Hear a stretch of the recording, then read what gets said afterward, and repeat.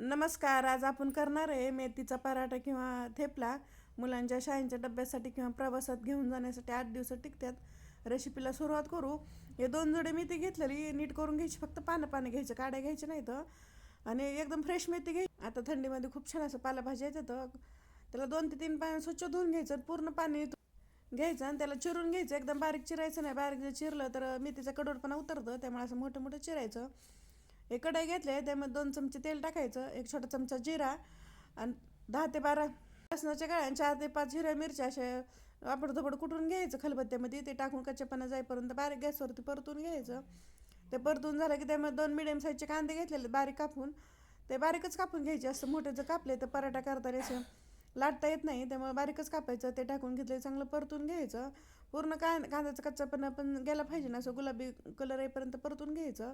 कांदा परतून झालं की मेथी त्यामध्ये टाकून घ्यायची आणि थोडंसं मीठ टाकायचं आणि 3 ते 4 मिनिटसाठी झाकून ठेवायचं, म्हणजे चांगली मेथी अशी मऊ होती. बारीक गॅसवरतीच झाकून ठेवायचं, पाणी वगैरे अजिबात त्यामध्ये टाकायचं नाही आहे. झाकण काढून त्याला हलवून घ्यायचं आणि मोठा गॅस करायचा. मोठ्या गॅसवरती 3 ते 4 मिनिटासाठी परतून घ्यायचं, पण पूर्णपणे मेथीला शिजवायचं नाही आहे. 80% शिजवायचं, पूर्ण अशी मेथी चांगली शिजवायची नाही. छान अशी मेथी वापरलेली, पूर्ण पाणी पण त्यातलं आटलेलं आहे. त्यामुळे आता गॅस बंद करायचा आणि मेथीच्या वाईला थंड होऊन द्यायचं. मग पीठ मळायला घ्यायचं, थंड झाल्यावर पीठ मळायला घ्यायचं, गरम गरम मळायचं नाही आहे. मोठं ताट घेतलेलं असं पीठ मळण्यासाठी. ह्यात गव्हाचं पीठ टाकून घ्यायचं. 2 आणि अर्धी 2.5 वाट्या गव्हाचं पीठ घेणार आहे आणि त्यामध्ये 2 मोठे चमचे बेसन पीठ टाकायचं. तुम्ही बेसन पीठच्या ऐवजी ज्वारीचं पीठ किंवा बाजरीचं पीठ वापरलं तरी चालतं आहे. त्यामध्ये अर्धा चमचा लाल तिखट टाकायचं आणि छोटा 1 चमचा हळद टाकायची आणि चवीप्रमाणे मीठ टाकायचं, कारण मग अशी मेथीची भाजी करताना पण आपण मीठ टाकलेलं आहे, त्यामुळे आता जरा कमीच आणि 1 मोठा चमचा पांढरे तीळ टाकायचं. पांढरे तीळ असं मेथीचे पराठे टाकले म्हणजे खूप छान असं खमंग लागते पराठा. आणि पहिले कोरडे मसाले चांगले पिठामध्ये मिक्स करून घ्यायचं. कोरडे मसाले मिक्स करून झालं की मेथीची भाजी जी करून घ्यायची ती टाकून घ्यायची. थंड झालेली आहे, ते टाकून चांगलं मिक्स करून घ्यायचं. पाणी काय अजिबात वापरायची नाही त्यामध्ये. हे पहिलं मेथीच्या भाजीसोबतच चांगलं मिक्स करून घ्यायचं. त्यामुळे 3 चमचे दही टाकून घेणार आहे. दह्यामध्ये पूर्ण पीठ मळायचं, पाणी अजिबात वापरायचं नाही आहे. हे चांगलं दह्यामध्ये मिक्स करून घ्यायचं. अजून दही लागलं तर 1-2 चमचे टाकून घ्यायचं. आता छान असं चांगलं पीठ मळून झालं, घट्ट पीठ मळायचं.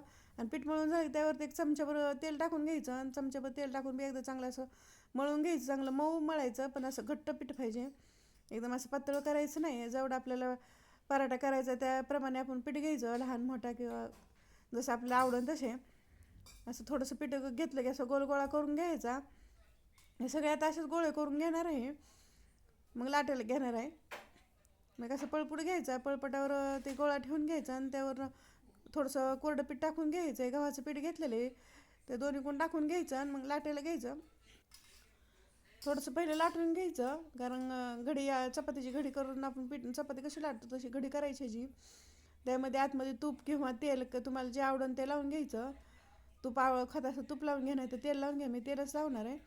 आणि त्याला असं पूर्णपणे चांगलं असं तेल लावून घ्यायचं आणि मग अशी घडी करायची.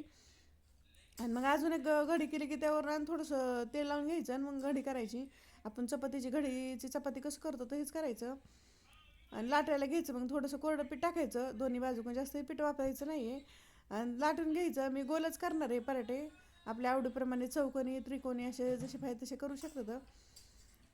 जसं कसे केलं तर पराठे खूप छान असे लागत आहेत आणि 8 दिवस टिकतात प्रवासामध्ये कुठं घेऊन जायचं म्हणलं की. आणि खूप छान असे लागतात तीळ टाकल्यामुळं खमंग. असे पातळ लाटून घ्यायचं आणि लाटून झालं की तवा गरम झाला आहे, तव्याला थोडंसं तेल लावून घ्यायचं. त्यावर पराठा टाकून घ्यायचा आणि खालच्या बाजूकडून हलकासा 2 मिनटं शेकला की लगेच पलटी करून घ्यायचा.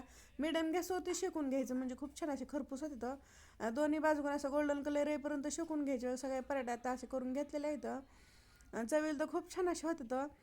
8 दिवस टिकतात आणि प्रवासामध्ये किंवा मुलांच्या डब्यांसाठी खूप छान असं चवीला टेस्ट होतं. किती छान असे मऊ झालेले आहेत. आणि मुलं जर असं पालेभाज्या खात नाहीत, असे पराठे करून द्यायचे लोणच्यासोबत किंवा दह्यासोबत. खूप छान असे चवीला लागत येतं. किती छान असे पराठे करून झालेले आहेत. हे माझी रेसिपी कशी वाटली कमेंटमध्ये नक्की सांगा. लाईक करा, शेअर करा आणि चॅनल जर नवीन असाल तर सबस्क्राईब करा आणि बेल आयकॉन दाबायला विसरू नका.